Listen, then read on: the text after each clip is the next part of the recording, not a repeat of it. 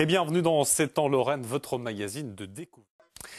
Le parc animalier de Sainte-Croix rouvrira ses portes demain avec dès le week-end prochain des animations autour du lièvre de Pâques. Sainte-Croix est le premier parc de faune européenne en France avec près de 250 000 visiteurs. 1500 animaux sont présents et ils ont rejoint ces derniers jours leur quartier d'été tandis que les personnels s'activent à mettre en place les nouveautés. Reportage de Franck Gaillet et Dominique Petit-Colas.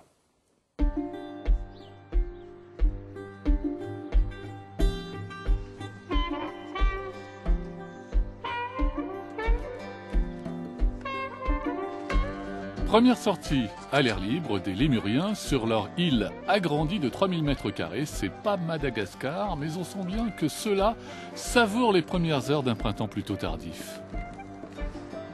On va les réhabituer petit à petit à reprendre possession de l'île, à se sentir à l'aise dessus.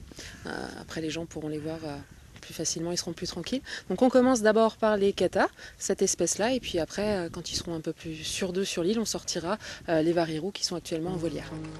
Doucement, doucement. Attention, attention.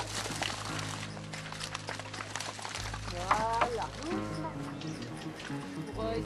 C'est moins simple pour des moutons de leur faire comprendre qu'il est temps de quitter le logis d'hiver pour regagner les pâturages, à moins que la tonte qui va avec ne les défrise. Ah ouais ?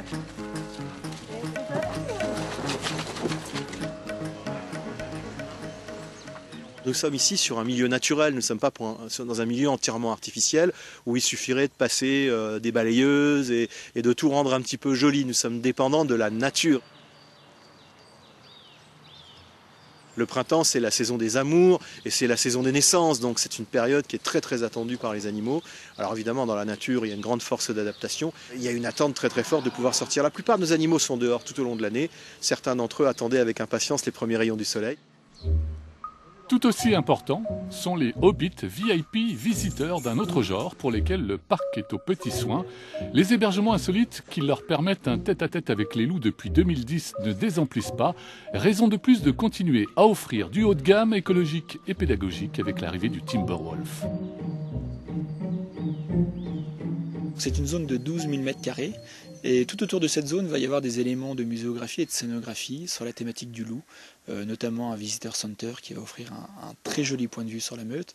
Mais juste derrière moi, là on voit, c'est la reconstitution d'une mine où les gens vont descendre sous terre et ça va permettre d'avoir une vue en face à face avec l'animal. C'est vrai que souvent on le voit dans des points d'observation en hauteur et là on va pouvoir être vraiment face à lui, face à l'animal en étant sous terre.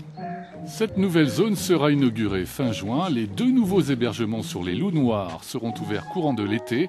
En attendant, celui qui se laisse désirer comme le printemps, c'est lui, le loup noir, une meute de 6 individus à découvrir courant mai pour expliquer par exemple comment Timberwolf a été réintroduit dans le parc de Yellowstone pour réguler la population des cervidés. Et je vous rappelle que le parc rouvre ce jeudi. Fin de ce mag, merci de nous avoir suivis et à très bientôt chez vous. Voici la météo en fait.